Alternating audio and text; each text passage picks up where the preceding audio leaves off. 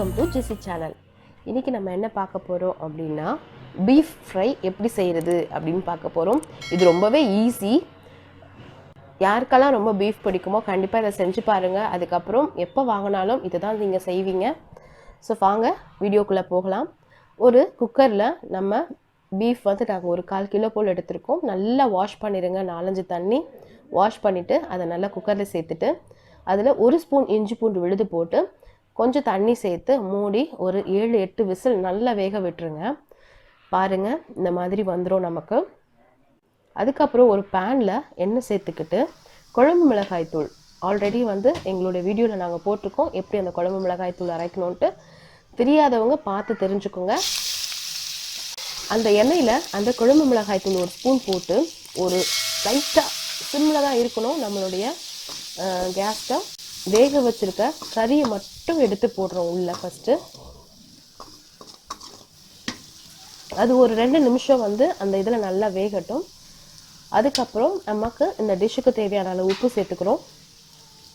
பாருங்கள், இந்த ஸ்டேஜில் நம்ம என்ன பண்ணணும், நம்ம வேக வச்ச தண்ணி இருக்குல்ல, கறி வேக வச்ச தண்ணி, அதையும் வேஸ்ட் பண்ணாமல் இதில் மிக்ஸ் பண்ணிடுங்க.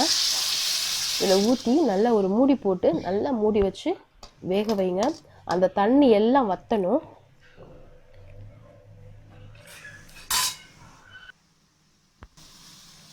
இந்த டைமில் என்ன பண்ணணும்னா கொஞ்சோண்டு கருவேப்பிலை சேர்த்துக்கோங்க மேலே.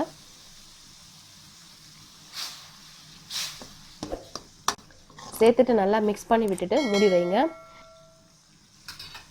இந்த தண்ணி உள்ளே போகிறதுனால நம்மளுடைய கறி ஃப்ரையாகவும் ஆயிருக்கும், ப்ளஸ் நல்லா ஜூஸியாகவும் இருக்கும், ரொம்ப டேஸ்ட்டாக இருக்கும்.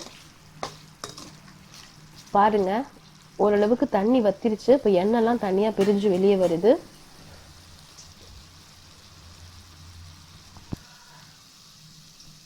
இந்த டைம் இறக்குற நேரத்தில் ஒரு 1/2 ஸ்பூன் நம்ம மிளகுத்தூள் யூஸ் பண்ணுறோம்.